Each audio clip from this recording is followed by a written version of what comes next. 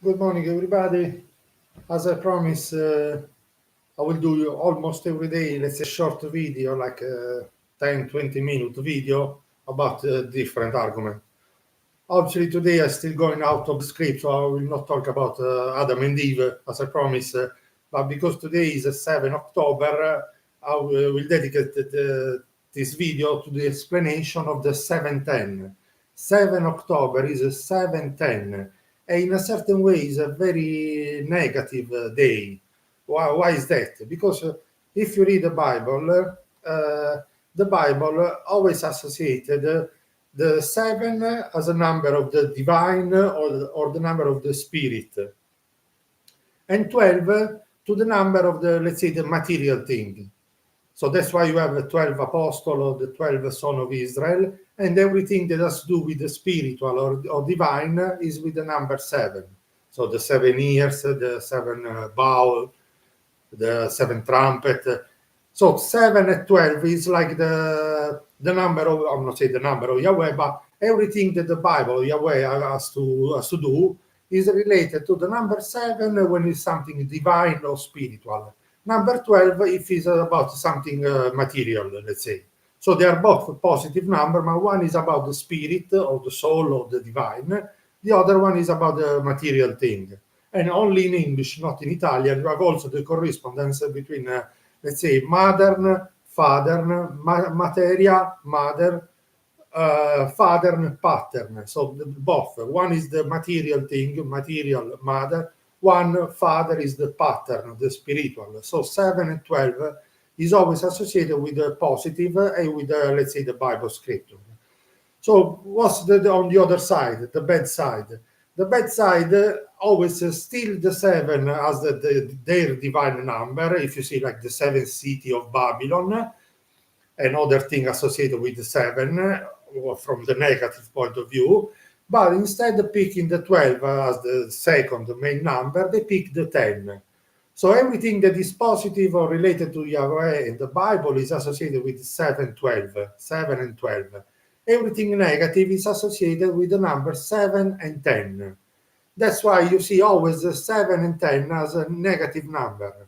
So you first have, for instance, the 10 kingdom of Atlantis, the 10 son of Canaan, also the Poseidon is the number 10. Also the beast, one of the final beasts is called the beast with the 7 head and 10 horns. So 7, 10 again. So at the end of the Second World War, many were thinking that was the start of the 1,000-year kingdom, because the World War II was 7 years, 1939 to 1945. That's 7 years. But look, the Hebrews or the Jewish, those people to study exactly everything, especially the Orthodox, they warn everybody, look, it's not started the 1,000-year kingdom. Now it started the time of the 10 kings. Who is the 10 kings? Is the same as the beast. Sorry, I have a Wi-Fi problem now. It seems everything okay. Is the beast with the 7 head at 10 horns. That's the 7 beast. So it's like a new Atlantis, a new Canaan, a new Poseidon. And so the final beast is the 7 beast with the 7th beast with 7 head at 10 horns. Allora, at this point, who is the 7 beast that many are talking around, they are not identified? Look, for me, it's very clear that the United Nation, not United States, not United Kingdom, the United Nation is at the same time the white horse of the apocalypse, and the 7 beast with the 7 head at their own. For me, this is out of doubt. One more, very important. If you see the description of the white horse, so 2020. Look, then I will do another episode, just another video. The 2020 is at the same time the start of the week of Daniel, the start of the tribulation, and the arrival of the white horse of the apocalypse. If you read the description of the white horse of the apocalypse, that is exactly what happened in the year 2020. The white horse is the United Nations. If you read the description of the white horse, He has a crown, a corona, so that already says a lot about. Then he has an arrow without the tip. So many people, including William Cooper, they were sure, I was one of them, that the meaning of the arrow without the tip is a biochemical weapon. Look, I was thinking exactly the same for many years, but only later, only after the 2020, I realized that the real meaning of the arrow without the tips is not, let's say, a biochemical weapon, something that kills you without you can see it, or without you see the hit of it. It is what's the description of the white horse? The white horse take the freedom away, and not by war, by military war, but by like international treat. Will take the freedom away, so it will submit many nations, will conquer many nations without a military war, just by signing an agreement with them. That's a perfect explanation of what happened in 2020. As a matter of fact, the Greek language has two different words for corona. One is diadema, one is Stephanos. The diadema is when is a sort of a legitimate king or prince.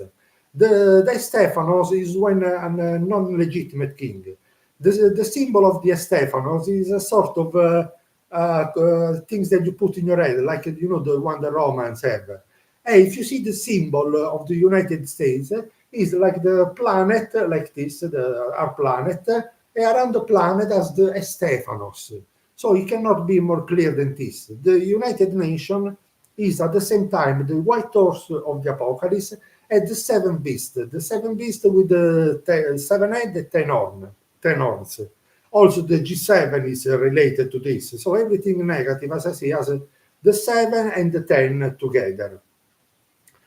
So another thing, now to understand the beast, the final beast, remember the Bible has two different lists of empire. Let's call it negative empire. One is the four empire of the statue of Nabucodonosor. You remember that Nabucodonosor has had a dream about the statue. Nobody can understand the dream, only the prophet Daniel. And Daniel explained exactly that the four different parts of the statue are four different empires. So one was Babylonia, then the Medo-Persian, Greek Macedon, and the Roman Empire. But they say that the Roman Empire then split in two, which is the axis, the Roma, Istanbul, and that, but this also has another, let's say, renaissance. Then back to the other list, the seven empire beast, the seven empire list. These are seven empires, which are also the Egyptian. Everything starts with Egypt, with Nimrod. Nimrod was the first king of Egypt. Then the Assyrian, then the Babylonian, then the Medo-Persian, then the Greek Macedon, then the Roman, and then the seven beasts, which is a seven beast, and also the seven Antichrist. And so the seven beasts, just like the fourth empire, has a sort of a renaissance, a refoundation. Sorry, I have a problem with Wi-Fi. It seems everything okay now. So what's the best way to understand who are today those beasts? So it took me 30 years to understand this.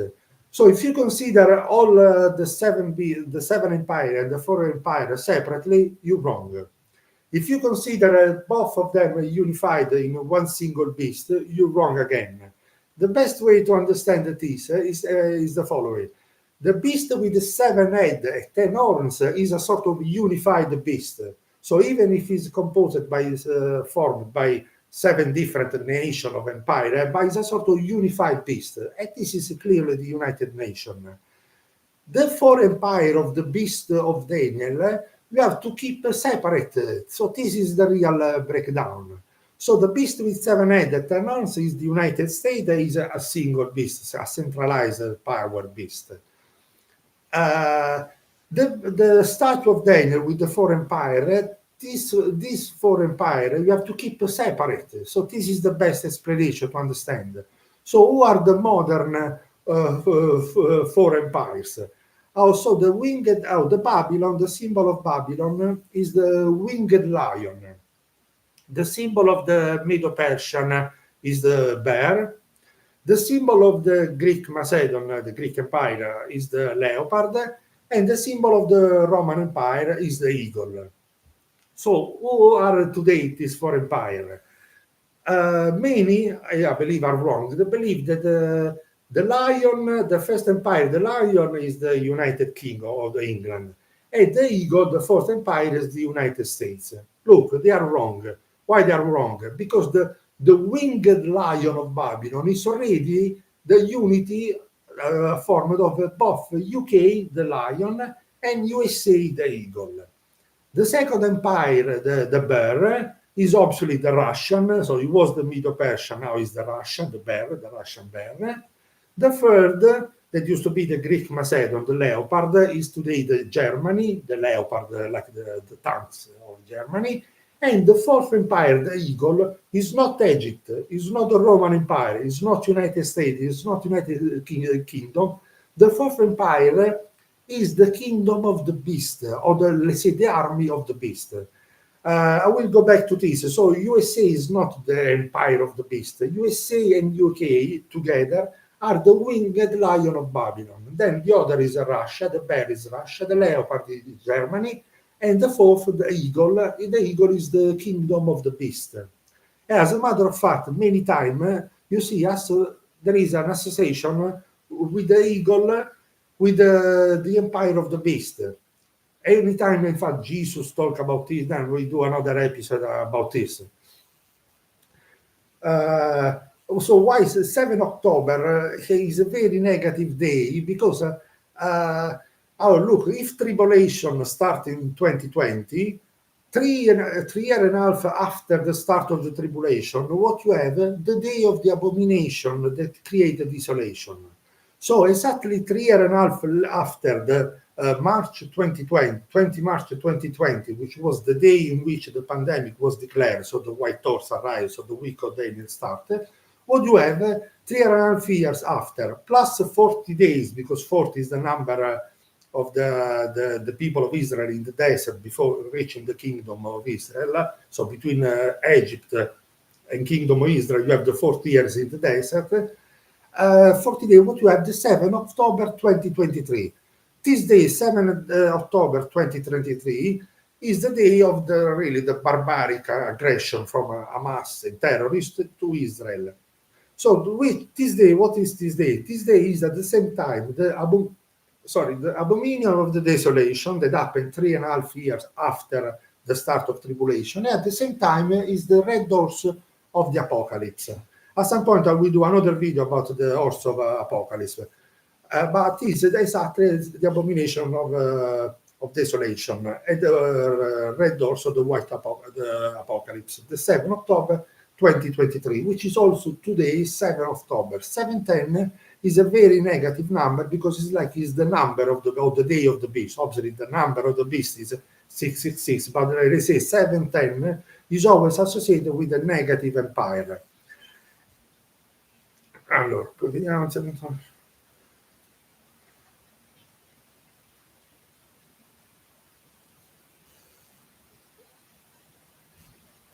Okay, so look, because I have a Wi-Fi problem, I call it now. I stopped this video now. In fact, look, I apologize for the confusion. I didn't prepare really good because I did first the video in Italian and then in English. I have to look after all the technical stuff, so I have to do short video. I always worry about losing everything if I touch the wrong button. So as I say, look, if you know any channel that is interested to talk about biblical and genetic or biblical issue and history, please let me know, so I will be glad to do an interview, even a longer video, like 1 hour, 2 hours. So it's easier for me to speak, to talk about everything without being worried about the technical issue. Okay, I call it a day. Look, as I always say, look, USA is not Babylon. USA is not the kingdom of the beast. USA is the land of Manasseh, because USA in the Bible is Manasseh, son of Joseph. So I will do a specific video about this very soon. So now I stop this about the 710. 710 is the number of is the day of the beast. And also 710, if you find it, is exactly in the middle between 1 October and 14 October. 1 October was, they are both the two Hebrew festivity. And look, very soon, at some point, it's going to happen the day of the day of the Lord.